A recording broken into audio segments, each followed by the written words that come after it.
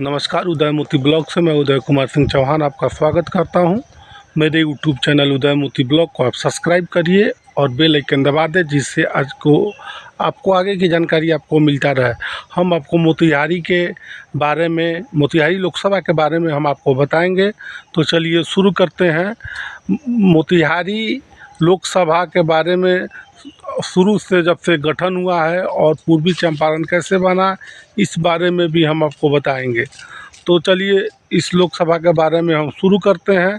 यहाँ पर कुछ लोगों का कहना है कि यहाँ पर लोगों का मानना है कि यहाँ पर भाजपा का ही हुकूमत रहा है और भाजपा की हुकूमत चलती है और यहाँ पर संघ की विचारधारा फैली हुई है। दोस्तों, पूर्वी चंपारण लोकसभा सीट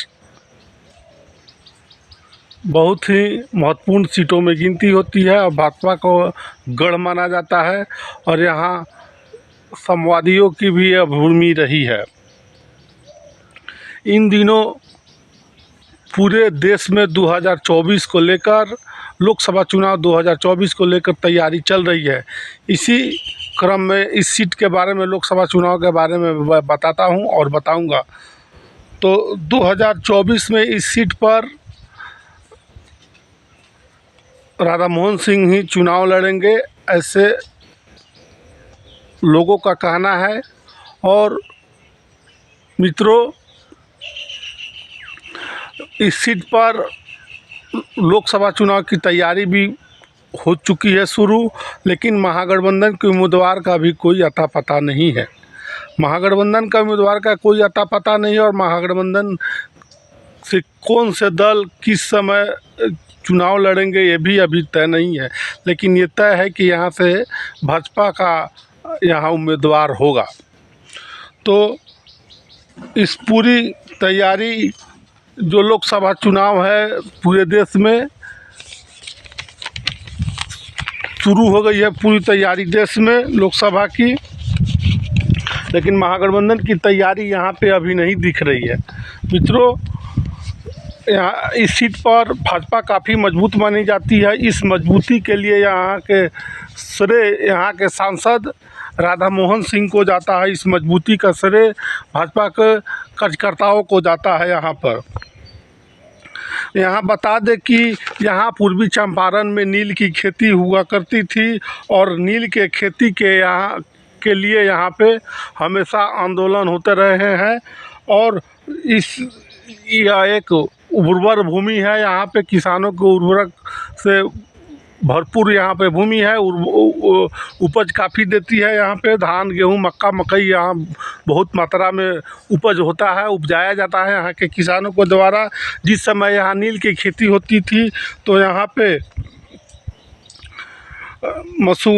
गांधी जी ने आंदोलित करने का काम यहाँ किया है और यहाँ पे सत्याग्रह, ब्रिटिश हुकूमत के खिलाफ आज़ादी के लड़ाई में यहाँ पर किसानों का भी योगदान बहुत ही सराहनीय रहा है। मित्रों, चंपारण की जो लोकसभा की सीट है ये यहाँ पर तिरहुत प्रमंडल के अंतर्गत आता है और 1971 में चंपारण का मुख्यालय मोतिहारी बना और उसके बाद से यहाँ पर चंपारण का नया नाम हुआ, मोतिहारी बाद में हुआ। लेकिन चंपारण का अर्थ होता है चंपा जो अरण्य, यानी चंपारण का अर्थ है जिसका चंपा के पेड़ों से आरक्षित जंगल। चंपारण के उत्तर में इसके नेपाल की सीमा है और मुजफ्फरपुर पूरब में स्थित है और वहीं दूसरी ओर इलाके में शिवहर और सीतामढ़ी तथा पश्चिमी जिला है। महागठबंधन महाकाव्य के समय से लेकर आज तक चंपारण का इतिहास बहुत ही गौरवशाली एवं गौरवपूर्ण रहा है। मित्रों, पुराणों में वर्णित है कि यहाँ के राजा उत्तानपाद के पुत्र भक्त ध्रुव ने यहाँ पर तपोवन नामक स्थान पर ज्ञान प्राप्त किया था और यहाँ पर एक चंपारण की भूमि पर तपस्या की थी और माता सीता की शरण स्थली होने के कारण यह पवित्र भूमि भी है। वहीं दूसरी ओर आधुनिक भारत में गांधी जी ने यहाँ चंपारण सत्याग्रह स्वतंत्रता इतिहास में अमूल पढ़ने में भी एक दर्ज है। मित्रों, राजा जनक के समय में यह मिथिला यानी तिरहुत प्रदेश का अभिन्न अंग माना जाता था।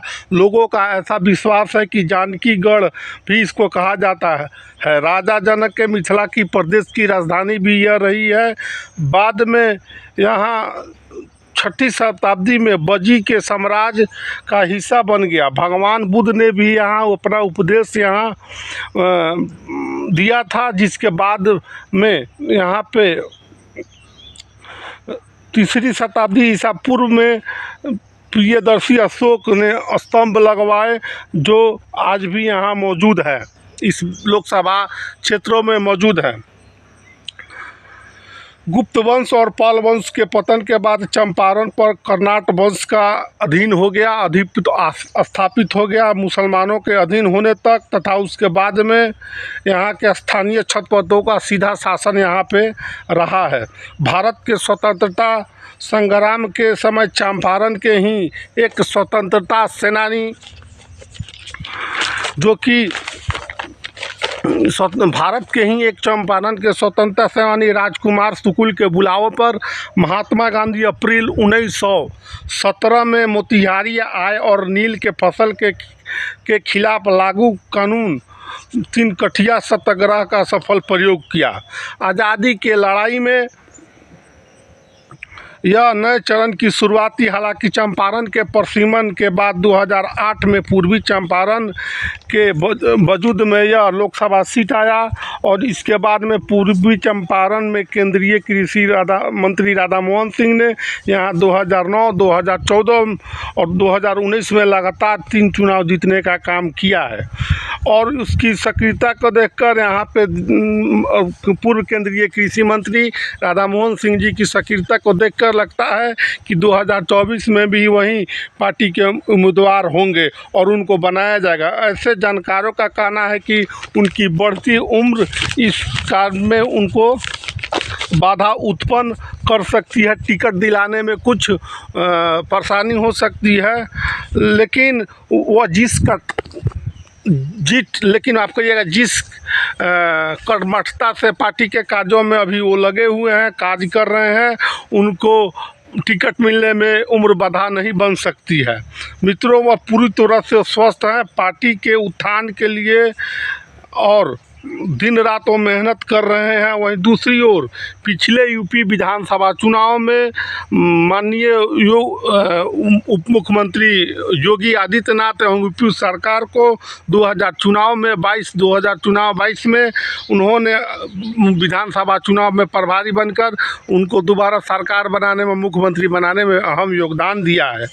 और दोस्तों, वहीं दूसरी ओर महागठबंधन की ओर से अभी तक कौन सी पार्टी चुनाव लड़ेगी, इस पर कोई अभी बहस नहीं हो रहा है। मित्रों, महागठबंधन की ओर से अभी कोई तैयारी भी नहीं देख रही है। और यहाँ से भाजपा और मित्रों मोतिहारी लोकसभा यानी पूर्व में थी, अभी जो चंपारण लोकसभा सीट है, यहाँ से भाजपा काफ़ी मजबूत रही है। उम्मीद है कि अगले लोकसभा चुनावों में भाजपा यहाँ की मजबूती के साथ चुनाव लड़ेगी और वह अपने विरोधी को मात देने में सफल भी होगी। याद रहे कि परसिमन से पहले यह सीट मोतिहारी के नाम से जाना जाता था और पूर्व यहाँ से मोतिहारी के नाम से जाना जाता था। केंद्रीय कृषि मंत्री राधा मोहन सिंह ने परसिमन के पहले और बाद में यहाँ पर चुनाव लड़ा है और 6 बार यहाँ से वो चुनाव जीतकर सांसद रहे हैं।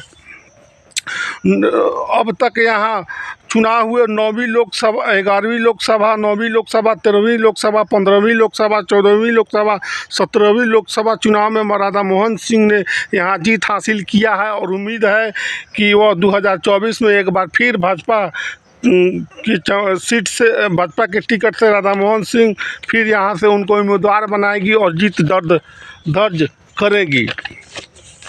मित्रों, एक चीज़ मैं और आपको बता दूं, ये जो सीट है राधा मोहन सिंह 2024 के लोकसभा चुनाव में राजद के प्रत्याशी विनोद कुमार श्रीवास्तव जी को लगभग दुगुनों मतों के अंदर से चुनाव हराया था और चुनाव में बहुत बड़ी जीत दर्ज की थी। लेकिन इस बार उनका सामना किसी नए, ऐसी चर्चा है कि इस बार उनका सामना किसी नए उम्मीदवार से होगा। और परसिमन से पूर्व यह लोकसभा सीट मोतिहारी के नाम से जानी जाती थी। 1952 से लेकर 1972 तक हुए पाँच चुनावों में यहाँ कांग्रेस का दबदबा रहा है। 1977 में आपातकाल लागू होने के बाद यहाँ की सियासी फिजा बदली और पहली बार जनता पार्टी के उम्मीदवार ने यहाँ जीत हासिल की और जनता पार्टी के ठाकुर रामपति सिंह जी ने यहाँ के जनता पार्टी के रामपति सिंह जी ने यहाँ चुनाव जीतकर कांग्रेस के गढ़ को ख़त्म किया था। 1980 में सीपीआई के कमला मिश्र मधुकर ने यहाँ पर चुनाव जीते और 84 में कांग्रेस की प्रभावती गुप्ता ने चुनाव जीतकर जीत दर्ज की और खोई ज़मीन कांग्रेस की वापस पाने की उम्मीद जगाई थी। और 1979 में यहाँ भाजपा ने स्वयं सेवक संघ के कर्मठकर्ता राधा मोहन सिंह को टिकट दिया और इस तरह से राधा मोहन सिंह पहली बार इस सीट पर विजयी हुए और कमल खिलाया। लेकिन 1991 में फिर सीपीआई के टिकट पर कमला मिश्र मधुकर जी ने फिर से यहाँ चुनाव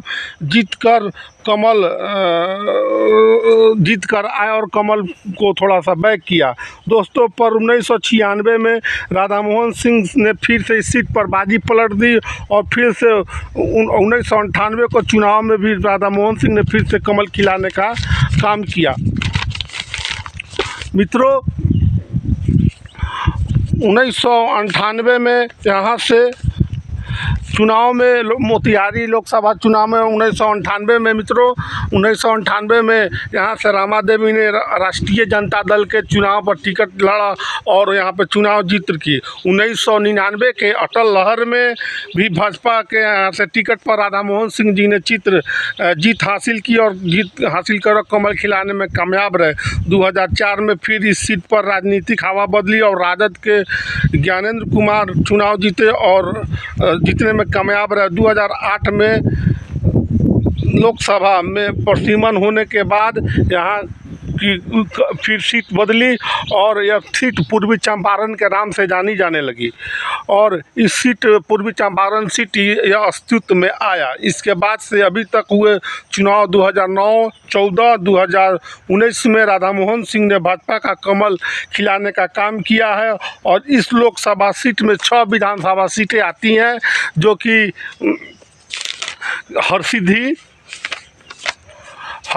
एक में हरसिद्धि है और दूसरी गोविंदगंज, केसरिया, कल्याणपुर, पिपरा और मोतिहारी की सीटें हैं जहां पे अभी तक हरसिद्धि में भाजपा की सीट है, गोविंदगंज में भी भाजपा है, केसरिया में जेडीयू की उम्मीदवार जीती हुई हैं जिनका नाम शालिनी मिश्रा जी हैं और कल्याणपुर में मनोज यादव जी जो आरजेडी के कोटे से सीट थी उसमें वो चुनाव जीते हुए मंत्री ने माफ़ करिएगा विधायक है। पिपरा में यहाँ पे श्याम बाबू प्रसाद यादव जी यहाँ चुनाव जीते हुए हैं, लगातार 2 बार उन्होंने चुनाव जीतने का काम किया और मोतिहारी में प्रमोद कुमार जो पूर्व में मंत्री रहे हैं वो चुनाव जीते हुए हैं। इस तरह से ये मोतिहारी सीटों का जो वर्णन था और किस तरह कब चुनाव हुए उसका मैंने वर्णन आपको सुनाया। मित्रों, ऐसे ही वीडियो देखने के लिए मेरे यूट्यूब चैनल उदय मोती ब्लॉग को आप सब्सक्राइब करिए, अंत में बेल आइकन दबा दीजिए जिससे आपको आगे की जानकारी आपको मिलता रहे। तो नमस्कार, फिर मिलेंगे आपको एक अगले वीडियो में।